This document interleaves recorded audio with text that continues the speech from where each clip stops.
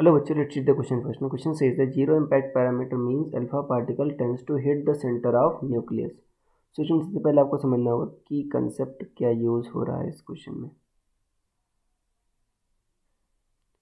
So, key concept is impact parameter. क्या use हो रहा है इसमें? Impact parameter. अब इम्पैक्ट पैरामीटर होता क्या है बच्चों? इम्पैक्ट पैरामीटर होता है आपका, इसको लिख लेते हैं definition. Impact parameter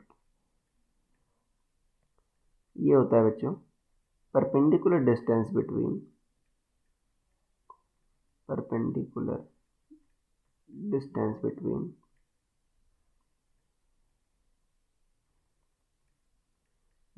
path of particle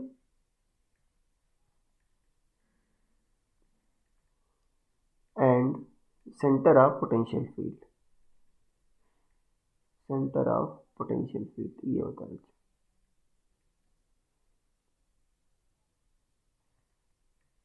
अब देखो बच्चों, न्यूक्लियस में क्या होता है, आपका इलेक्ट्रोस्टैटिक पोटेंशियल होता है, और जो पोटेंशियल फील्ड होती है मतलब जो आपका सेंटर ऑफ न्यूक्लियस है वही आपका सेंटर ऑफ पोटेंशियल फील्ड है. तो मान लो अगर आपका जो पार्टिकल है डिफ्लेक्शन के बाद आपका ऐसा जा रहा है, ठीक है ना, तो ये जो परपेंडिकुलर डिस्टेंस होगी इसी को आप इम्पैक्ट पैरामीटर बोलते हो.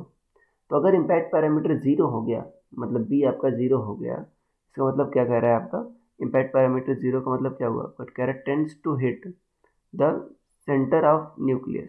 ठीक है, तो यस बच्चों, अगर मान लो इम्पैक्ट पैरामीटर जीरो हो गया तो परपेंडिकुलर डिस्टेंस जो है आपकी जीरो हो गई. तो उस केस में क्या होगा बच्चों, आपका पार्टिकल कहाँ से जाएगा, आपका यहाँ पे हिट करेगा. ठीक है, सेंटर को हिट करेगा. So this statement is true. So I hope you understood it well. Best of luck.